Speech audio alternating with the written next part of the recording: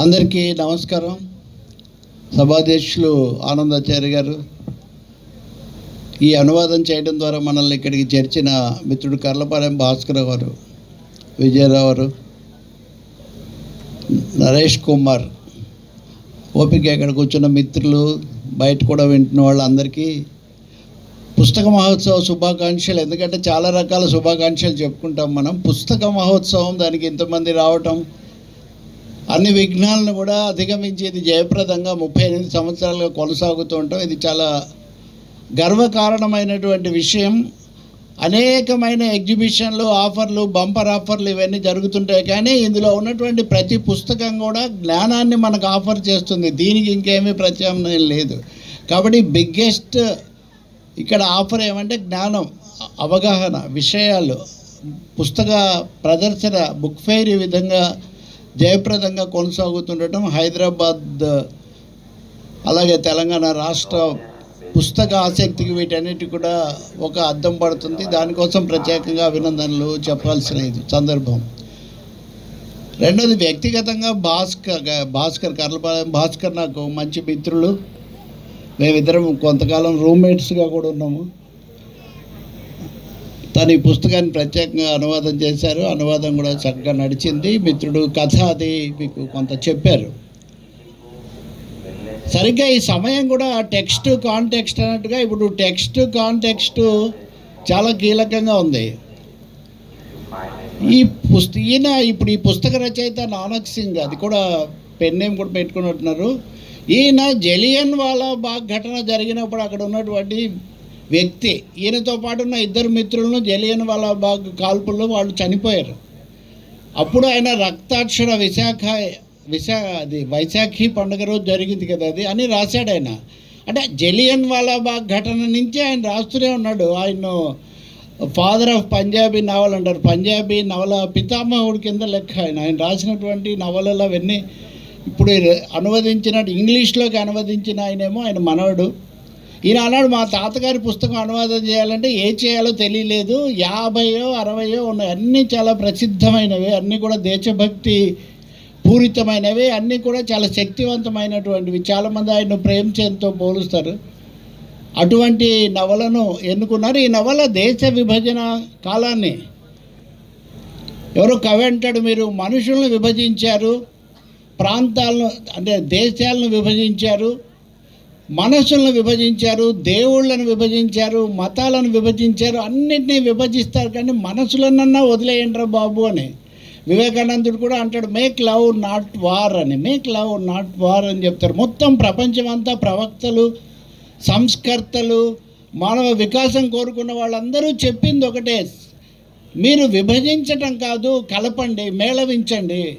విభజించడం అంటే ఇండియా పాకిస్తాన్ అన్నది ఒకటే కాదు. ఇండియా పాకిస్తాన్ కనీసం పేర్లన్నా వేరుగా ఉన్నాయి. కొరియాని ఎందుకు విభజించారు? ఉత్తర కొరియా, దక్షిణ కొరియా ఎందుకైంది? జర్మనీ, తూర్పు జర్మనీ, పశ్చిమ జర్మనీ ఎందుకైంది? వియత్నాం, ఉత్తర వియత్నాం, దక్షిణ వియత్నాం ఎందుకైంది? యమన్, ఉత్తర యమన్, దక్షిణ యమన్ ఎందుకైంది? లెబనాన్ ఎందుకైంది? ఈ దేశాలన్నీ విడిపోవడానికి పెద్ద బలమైన, కేవలం అప్పుడు ఉన్నటువంటి అంతర్జాతీయ రాజకీయ వ్యూహాల్లో భాగంగా తమ ఆధిపత్యం కొనసాగించడానికి ఈ దేశాలను విభజించారు, దేశాలతో ఆడుకున్నారు.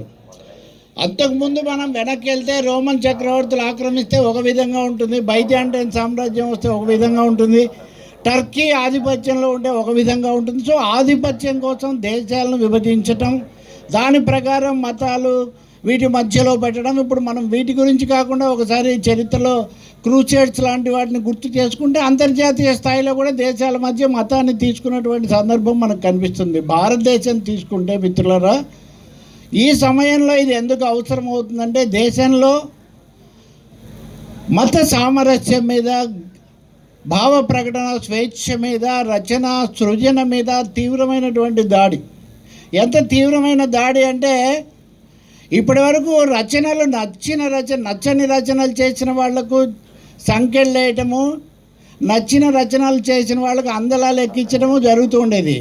కానీ ఇప్పుడు అసలు అకాడమీ అవార్డులే నిలిపేసినటువంటి ఒక పరిస్థితి ఉంది. అంటే ఇంకెవరు ఉదాహరణలు ఇవ్వక్కర్లేదు. Facts are stranger than fiction అంటారు కదా, వాస్తవాలు కల్పన కన్నా విచిత్రంగా ఉంటాయి అన్నట్టుగా అసలు అవార్డులు ఇచ్చేటటువంటి సాహిత్య అకాడమీ మీదనే ఆంక్షలు పెట్టారు. అంటే రచన స్వేచ్ఛ అనేది ఎంతగా అణచివేయబడుతున్నది మనకు అర్థమవుతుంది. ఇటువంటి సమయంలో బహుశా సాహిత్యము, రచనా రంగము పుస్తకం పాడుతున్నటువంటి రక్త గీతికలాగా ఉంది ఇప్పుడు సాహిత్య సాంస్కృతిక రంగ పరిస్థితి.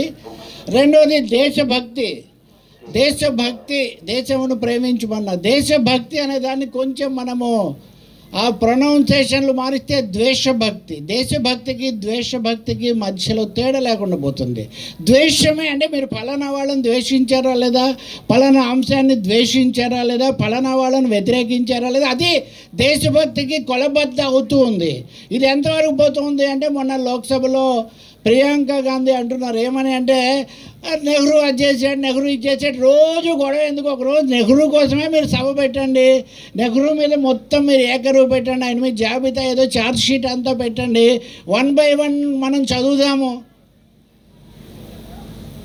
ఏదో సామె చెప్పినట్టుగా వాళ్ళు యూదుల కోసం వచ్చారు, వాళ్ళు ఇంకొకరి కోసం వచ్చారు, వాళ్ళు కమ్యూనిస్టుల కోసం వచ్చారు, చివరికి నా కోసం వచ్చారు, మాట్లాడడానికి ఎవరు మిగలలేదు అన్నట్టుగా నెహ్రూ గారి కోసం వస్తే కొంతమందికి అదేమి కనిపించలే, నెహ్రూ అది ఇది అని. కానీ ఆ మరుసటి రోజు గాంధీ మీదకి కూడా వచ్చారు కదా, ఆ మరుసటి రోజు గాంధీ గారి పేరు తీసి వదిలి పడేసి మహాత్మా గాంధీ గ్రామీణ ఉపాధి పథకాన్ని కాస్త జీ రామ్జీ అన్నాడు. అరే గాంధీజీ గారి జీవితం అంతా రఘుపతి రాఘవ రాజారాం, పతీత పావన సీతారాం, ఈశ్వరల్లా తేరేరాం అనుకుంటూ బతికిన మనిషి ఆయన. గాంధీ గారి పేరు తీసి రాముడి పేరు పెడితే రాముడిలో గాంధీ తప్పకుండా ఉంటాడు. ఎందుకంటే ఆయన పోయినప్పుడు కూడా ఆయన సమాధి మీద కూడా హే రామ్ అనే రాసి ఉంటుంది. హే రామ్ అనే రాసున్నటువంటి గాంధీ గారి పేరుతో మీకు ఎందుకు వచ్చింది సమస్య అంటే గాంధీ గారు చెప్పిన మత సామరస్యంతో సమస్య వచ్చింది. గాంధీ గారినే లేపేసింది మత ద్వేషం అనేది. కాబట్టి ద్వేషం, ప్రేమించడము, ద్వేషించడము. గాంధీజీ గారు ఒకడే ప్రపంచ చరిత్రలో మనకు కనబడతాడు. తను నాయకత్వం వహించిన స్వాతంత్ర పోరాటం ఫలితంగా ఒక దేశం స్వాతంత్రం పొంది త్రివర్ణ పతాకం ఎగురుతుంటే ఆ వేడుకలతో ఏమాత్రం సంబంధం లేకుండా నౌఖాళీలో మత కలహాలు ఆపడానికి, పోతున్న ప్రాణాలు నిలబెట్టడానికి తన నైతిక అతి కొద్దిగా ఉన్న భౌతిక శక్తితో నిరాదీక్షలు చేసి అక్కడ ఆపినటువంటి ఒక నిజంగా అది వండరది. అంటే ఒక మత సామరస్యం కోసం మానవత్వం కోరుకునే మనుషులు, శాంతి కాముకులు, దేశ నాయకులు ఎలా నిలబడతారన్నది. కాబట్టి ఇప్పుడు మన ముందున్నటువంటి పెద్ద ప్రశ్న గాంధీ గారు, మహాత్మా గాంధీ ఆయన చెప్పినటువంటి రఘుపతి రాఘవ రాజారాం, పతీత పావన్ సీతారాం అని అంటామా ఇంకొకటి అన్నటువంటిది. చాలా రోజుల కిందట శ్రీధర్ జోక్ వేశాడు ఈనాడులో. గాంధీజీ గారు అక్టోబర్ 2వ తారీఖున కర్ర తీసుకొని బయలుదేరుతుంటే అక్కడ కుర్రాడు వచ్చి చెప్తాడు, తాత నువ్వు ఇండియాకు పోవద్దు, నువ్వు రఘుపతి రాగా ఈశ్వర్ అల్లా తేరేనాం, ఈశ్వర్ అంటే వాళ్ళు కొడతారు, అల్లా అంటే వీళ్ళు కొడతారు, కాబట్టి నువ్వు ఇక్కడే ఉండు తాత అని చెప్తాడు. సో ఇది వాస్తవ పరిస్థితి మిత్రులారా. ఈ సమయంలో పంజాబ్కి చెందిన ఈ నవల విభజన సమస్య మీద స్టోరీస్ ఆఫ్ పార్టీషన్ అనేది భారత సారస్వతంలో, సాహిత్యంలో చాలా ప్రత్యేకమైన పాత్ర వహించాయి. ఒక 12-13 నవలలు ఉన్నాయి. ఇవన్నీ చాలా గొప్ప సందేశం ఇస్తాయి. పంజాబ్కి ఒక ప్రత్యేకత ఏంటంటే హిందూ, ముస్లింలు అనే మతాలతో పాటు సిక్ అనేది కూడా ఒకటి బలంగా ఉండటం అన్నది కూడా ఒక కారణం. ఈ మధ్య ఒక భగవంతుడు ఒక ఆయన చెప్తాడు, ఈనాటి భగవంతుడు ఏమని, ఇక్కడ పుట్టిన వాళ్ళందరూ ఒకటే మతానికి చెందిన వాళ్ళు, వేరే చెప్పక్కర్లేదని. పంజాబ్కి వెళ్ళి చెప్పమనండి ఆ మాట, అకాలీదలను ఒప్పించమనండి ఆ మాట. హైదరాబాద్లో నిలబడి మనం ఈ మాటలు మాట్లాడుతున్నందుకు చాలా సంతోషించాలంటే, ఎందుకంటే హైదరాబాద్ను మినీ ఇండియా అంటారు. హైదరాబాద్ ఒక మినీ భారతదేశం లాంటిది. అలాగే దీన్ని గంగా, యమున, జమున తహజీబ్ అంటారు. అంటే భిన్న మతాల, విశ్వాసాల, ప్రాంతాల, సంస్కృతుల, చారిత్రక వారసత్వాల సమ్మేళనం, సమాగమం లాంటి హైదరాబాద్లో మనం ఈ రక్తగీతికలు ఒరిజినల్ కూడా హిమ్స్ ఆఫ్ బ్లడ్, అది వాళ్ళు ట్రాన్స్లేట్ చేసింది. కూన్ దే సోలే. ఆ రావల్పిండికి చాలా సమీపంలో సోన్ అనేటటువంటి నదీ తీరాన ఉన్నటువంటి అతి చిన్నదైన చక్రి అనేటటువంటి ఒక గ్రామం, చాలా చిన్నది. ఆ చిన్న గ్రామంలో 3 మతాలు, ఆ ఊరికి పెద్ద మనిషిగా ఉండేటటువంటి బాబా బాన్షా బానేషా, ఆ అమ్మాయి సలీమా, వీళ్ళ మధ్యలో చాలా కథ నడుస్తుంది. ఖుష్వంత్ సింగ్ చాలా ప్రసిద్ధ జర్నలిస్టు, ట్రైన్ టు పాకిస్తాన్ చదివితే మనం షేక్ అయిపోతాం. అది సేమ్ ఇదే, అది కూడా. అలాగే కొంతకాలం కిందట భారతదేశంలో సంచలనం సృష్టించి స్టూడియోల మీద పత్రికల మీద దాడికి కారణమైనటువంటి తమస్ కూడా అటువంటిదే. అది కూడా పంజాబ్ నేపథ్యంలో నుంచి వచ్చినదే. ఇవన్నీ పంజాబ్ నుంచి ఎందుకు వచ్చాయంటే పంజాబ్ చాలా అగ్ని పరీక్ష లాంటిది ఎదుర్కొంది, చాలా తీవ్రమైన అగ్ని జ్వాలల మధ్య నిలబడింది, చాలా దగ్గరగాను ఉంటుంది. ఆ Punjab operation blue star, Sikh ఉగ్రవాదం లాంటివి చూసింది, అన్నీ కూడా చూసింది. కాబట్టి ఇందాక మన మిత్రుడు చెప్పినట్టుగా ఒక థర్డ్ ఐతో చూసే ఒక అవకాశం కూడా పంజాబ్లో ఉంటుంది, మిగతా చోట లేనిది. ఇంకొకటి కూడా మర్చిపోకూడదు, Punjab is the land of Bhagat Singh, Punjab is land of Gadar revolutionaries. కాబట్టి పంజాబ్ నుంచి వచ్చిన సాహిత్యము, పంజాబ్ సాంప్రదాయాలు ఇప్పటికి కూడా భారతదేశ సైన్యంలో, అంటే కొంతమంది సైన్యంలో ఉంటున్నారు, సైన్యంలో కూడా పంజాబీలు రెజిమెంట్లు, సిక్ రెజిమెంట్స్ చాలా ఎక్కువగా ఉంటాయి. కాబట్టి ఈ దేశం అన్నది తప్పకుండా ఆ గ్రామం అంతా అయిపోయిన తర్వాత ఇద్దరు మిగులుతారు, ఈ బాబా బాన్షా అయినా సలీమా అనేటటువంటి అమ్మాయి, ఒకరినొకరు కాపాడుకుంటారు. ఇందులో రక్తగీతికలు అని చెప్పడం ద్వారా మత కలహాలు, విద్వేషం, హింస అది మాత్రమే చెప్పలేదు రచయిత. ఒకరినొకరు కాపాడుకుంటారు. ఈ దేశంలో మత సామరస్యం నిలబడుతుంది కానీ మత విద్వేషం నిలబడదు అనేటటువంటి ఒక మహత్తర సందేశం ఇవ్వడానికి ఈ రచయిత ఈ నవల రాశాడు. అందుకనే మీరు పూసల్లో దారంలాగా త్రూ అవుట్ ఈ సలీం వాళ్ళ నాన్న చనిపోతాడు, అతను బతికి ఉండగా ఈ బాబాకు బాగా సహాయం చేశాడు, సహాయం చేశాడు ఈయన. కానీ అతను చనిపోయాక ఈయన ఆయన బాధ్యత తీసుకుంటాడు. ఊరంతా వెళ్ళిపోతుంది, మీరు కూడా ఎంత ఆశ్చర్యం వేసే వాస్తవం, చాలా చోట్ల జరిగాయి. ఆ ఊళ్ళో ఉన్న ముస్లిమ్స్ అందరూ వచ్చి ఉన్న కొద్దిమంది హిందువులను మీరు వెళ్ళిపోండి అని ప్రాధేయపడతారు.